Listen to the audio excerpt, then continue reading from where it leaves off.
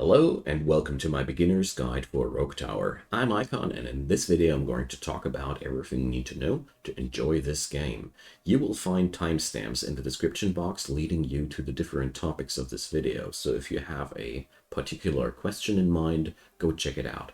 So, the first thing I want to talk about in this video is the basic gameplay and what it's all about. Rogue Tower is a mixture between a tower defense game, a deck builder, and a roguelike. So each and every run starts out with a new procedurally generated map. You only have one tower to begin with. That's your trusty ballista tower. And during the course of the run, you select where the enemies will come from by expanding onto different map tiles. Right now we have only one selection, but you can go for 3 different layouts. 1 direction attack, 2 direction, and 3 direction attack, so you would have a lot of different options from the get-go.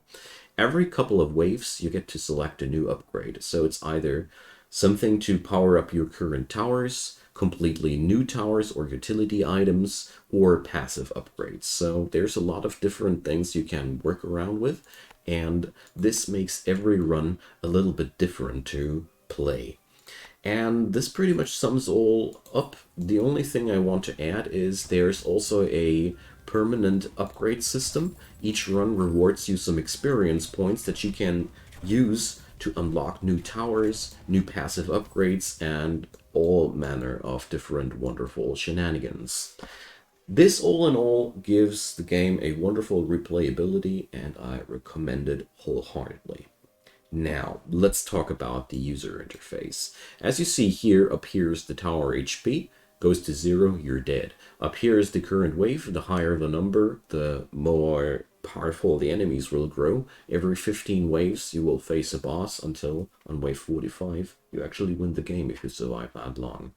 The score is what the experience gain will be calculated from, and the gold is the actual gold you can spend in the current run. Mana up here is spent for certain towers. If the tower doesn't have it in its description, it doesn't cost any mana. You will also see if it has mana costs in the description there. So, beyond that, down here we have the buttons to build stuff with, but I think that doesn't need any explanation. What I want to explain, though, are other things on the map. First off, there's lots of things that you see here, like this mana crystal and the house. Click them to see what they do, and there's pretty much... it's all pretty self-explanatory how to work with it. Sometimes you have to unlock things. For example, the mana crystals need the mana siphons to be unlocked first to work around with them. There's a few things on the map that first need a utility item to be unlocked. So iron veins, for example, need mines. If you don't have them, you either have to draft them or unlock them. Now, what I want to explain a little bit more in detail is the readout of each of your turrets, because that's also a very important part of the user interface. Up here is the level. The higher the level, the more damage your turret does in general. Here's the damage panel. Base damage implies how much damage one shot does, and those multipliers, well, they are applied regarding on what kind of defense the tower will shoot on. So this means if the ballista tower will shoot on health, it will deal the amount of damage in those brackets. If it shoots on armor or shields, it will deal less damage. As you see here, these multipliers give you an impression about how much damage or how good the turret is against a certain type of defense, but more about damage types in a few minutes. Down here we can set up target priorities. So progress means you will shoot on the enemy that made the most progress towards the tower. You can, of course, configure that to a lot of different conditions, and this is where you can micromanage your turrets. Down here we see some basic stats, the range and the rate of fire. This is rounds per minute. And over here we see the costs for upgrades. So you can upgrade those multipliers. So you can just click there and increase the amount of damage your tower does against a certain type of damage. As you see here, it grows more costly the more often you do it, and your towers actually do level on their own by just shooting on a certain type of defense. Down here we see the different elemental damages: frost, bleed, fire, poison, and, well, it's not an elemental damage, but it's crits. So that's all you need to know to understand the user interface. With that out of the way, I want to talk a little bit about turret placement. As you see here, I have already placed all my turrets mostly either next to those houses, because it yields you money if you do so, or on elevated spots. Elevated spots, as you see here, have these numbers from +3, +2, +1 to +nothing. What does that mean? I'm going to place down one tower on a +0 tile, and we're going to compare these. As you see, here, level 1. This one has base damage 13, and this one has base damage 10. So elevated spots do give you a damage bonus, but not only that. Check out the range. Range 5 versus range 6.5. So higher ground also translates into more range. So the placement of your towers really, really does matter a lot while you're expanding. You should always try to focus on these squares that give extra bonuses first and foremost, because they are the most tasty spots to place your turrets upon. The other spots aren't that interesting, but they aren't bad either. It's just a priority thing that you want to focus upon. When it comes down to turret placement, there's a ton of different things to work around, but the basic rule of thumb is place your turrets in a way that they have a pretty high uptime of firing. The more time during a wave your turret spends firing, the better your placement was, as a rule of thumb. There are, of course, things that are differing from this rule, but in general, that's that. Also, a nice thing, if you press T, you see the stats of your towers, and you have a pretty nice readout here about where your money comes from, and more importantly, how the tower's damage is composed and how much damage per gold they do. This gives you a little bit of a readout how efficient you build your towers. So that's all I wanted to say about tower placement. Or no, there's one more thing. If you can expand your battlefield in a way that, for example, if I'd be able to expand my battlefield towards this, where my cursor is riding now, these squares below, that would be awesome, because every time you manage to unlock squares that open up more firing space for your towers, the better. That's that. So let's talk about tower configurations a little bit. Tower configurations are really, really important in this game. While it's okay to have a lot of your towers on the progress setting, it will eventually be your demise if you don't. So for example, we're setting up here a first mortar tower. As you see here, these have a pretty high range, but they have a horrible fire rate. It's only half the amount of shots a ballista tower can do, and ballista towers are already not the fastest. But they are extremely good against armor, so armored enemies will show up soon, and to be sure that they will be working correctly, I'll be changing their target priority. At first, you would be inclined to go for most health, but we're going to go for most armor, and after that, most health.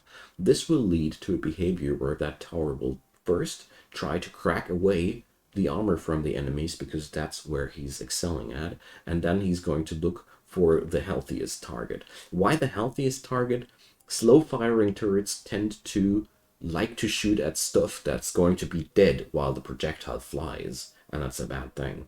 So these tower configurations, well, I can't give you real generalizations here, because generalizations always suck. By the way, these yellow dots here are armor.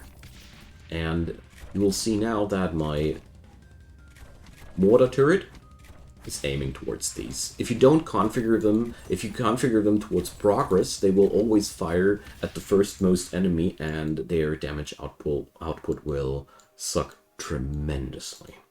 So we're going to set up another one of these dudes, and about turret configurations, it's really, really up to you to find the ideal configurations for each tower and your own strategy, because there's always different things. But I really wanted to showcase the mortars here, because without that configurations, they are among the worst things that I've seen in my life. With that configuration, they are really extremely powerful tools that will carry you through the early game. So Damage types. I want to talk about damage types next. As you see here, these enemies are the first that are armored, and therefore it's really important that you do something against that. Your first and foremost goal should be to have a turret against every damage type, because the game will first feature health enemies, then armored enemies, and then shielded enemies.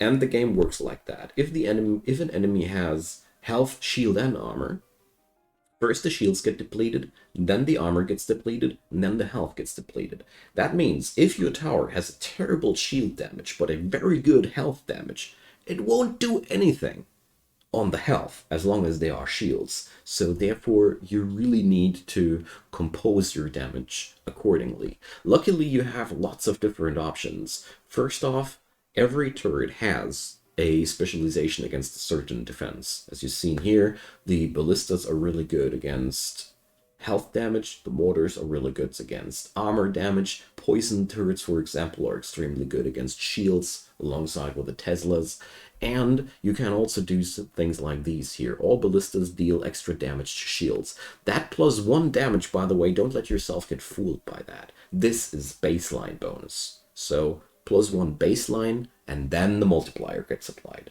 So these numbers do have way more impact than you would expect. So my personal recommendation for damage types is try to have one turret per run that's really good at dealing with a certain defense type. So one against health, one against armor, one against shields, and spam and mix those accordingly and improve your strategies to your experiences.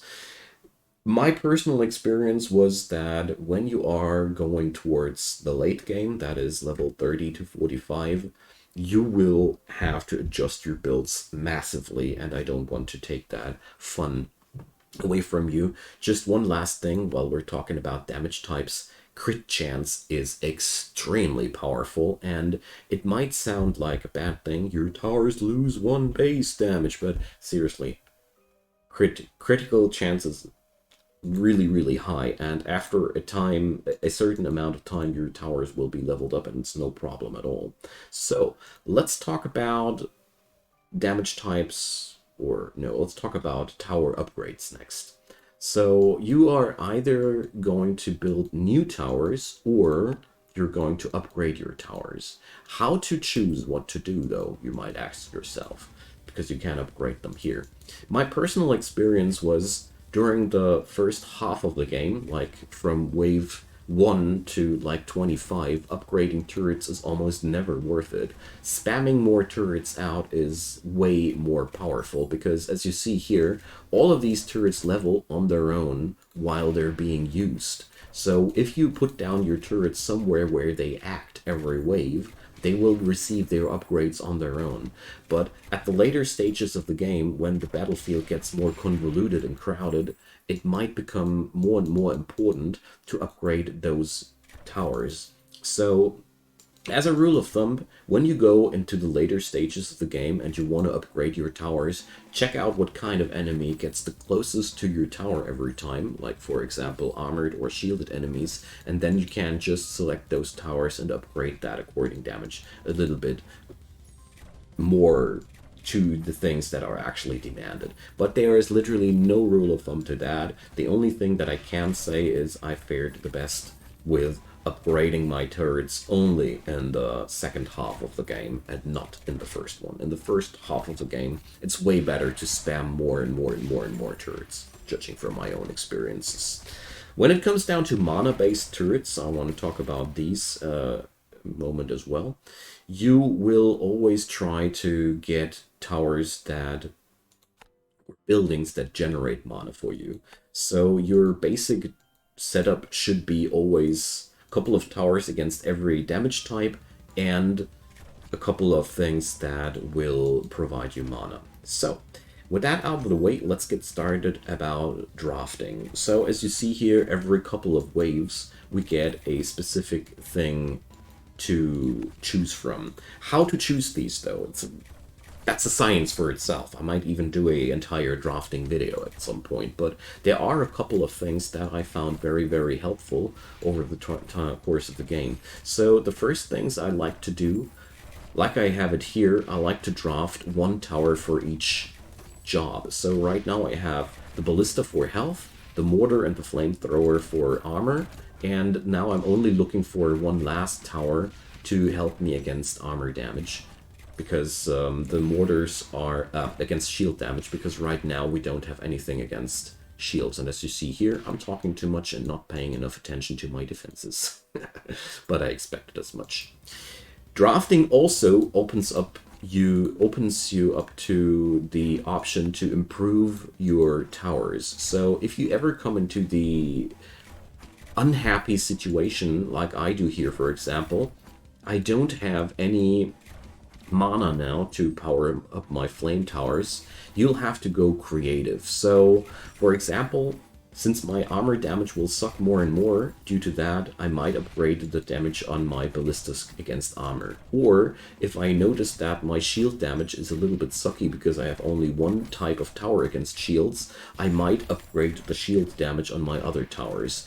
Drafting is your method to adapt your gameplay to the actual situation you are in right now. And therefore, well, there is always a pretty similar setup for me. First, I try to get the tools to get the job going, and then I try to upgrade my tools accordingly. For example, here we have the Mana Siphon, and the only thing I'm now lacking to make this run successful for me is a tower type that will be able to destroy shielded enemies. But then I have pretty much drafted all the things, and then I would be focusing on upgrading the things I have. That's how I do it, but I'm pretty sure there are different strategies that you can go for. Feel free to toss a couple of them into the comments section. Alright, so now the last thing I want to go for in this video is I want to talk a little bit about the permanent upgrades, because this is all that I want to pack into a basic guide in terms of gameplay. There are way more things that I could explain, but that would just bulk up this video way too much. I'm rather going to do an advanced tutorial about all these things. Now, the upgrade menu is divided into two sectors. There are these blue permanent upgrades, and there's this army of yellow upgrades. What do they mean? The blue ones are permanently active. They are passive upgrades, and they are very, very mighty. But as you see here, you need to unlock more of these yellow cards to actually have access to all of these blue upgrades. So it says here, unlock more cards. It won't unlock anything if you buy more upgrades out of this section. It means yellow cards. The yellow cards upgrade your options, what you can draft, you know. There's, for one, each section of these is a own tower with its upgrades. So, for example, the Poison Tower with all its respective upgrades. The Flame Tower with all its respective upgrades. And as you see here, there's more and more stuff you can go for there. And there's lots of different tools to play around with. But what I want to talk about mostly are these things here. These are the utility buildings. Go for the Mana Siphon as quick as possible. And the others, well, they are useful, but not that important. And after that, upgrade whatever you want. But the most powerful things here are, here, the card draw upgrades. Draw an additional card when you draw upgrade cards. That's absolutely massive, because this offers you a higher chance of receiving what you want. And the draw frequency is also an absolutely massive upgrade. Draw an upgrade card every 2 rounds. It starts with every 3 rounds, or draw an upgrade card every round. These here will make your runs so much more effective. The treasures are spawned when you beat bosses. That's the least important one. But these ones here, these will improve your progression massively. What's also really cool, and you see I already maxed it out, gold drop. All enemies drop an additional gold when they die. This is also, you know, income is so important in this game. You should definitely go for that. And beyond that, well, I like the mana regeneration nodes. I would deem them the next most important thing. Down here, what I also want to mention is an entire section for damage over time. Without these upgrades, damage over time builds will suck massively the higher the wave grows. So if you want to play with damage over time, really upgrade those first, otherwise you'll be very, very disappointed. So, what's left to say? What I didn't really mention hard enough, but it's a really good part in this upgrade section here, is income is extremely important in this game. Income and a focused build are the pillars that your success is standing on. So these upgrades that I mentioned here are the best to increase your income, but there are also ways in the game. I showed you those houses that give you extra money when you build towers next to them. Whatever you do, focus on increasing your income as good as possible while being able to defeat your enemies, and you'll have a steady progression there. So this has been my beginner's guide for this game. I know that there are lots of things to go deeper into, but I wanted to give you a brief overview, and this video should include everything you need to build up your own strategies and find out how you want to crack open this game. So leave me your comments down below. Tell me anything you want to tell me. Leave up more good tips and tricks. I'm open for anything. Leave me a thumbs up if you enjoyed, and also consider subscribing if you enjoyed this content. I do daily videos, and what I also do is streaming. My channel on Twitch is linked in the description box, and I'd love to see you guys there. So have a good one, and see you soon. Bye bye.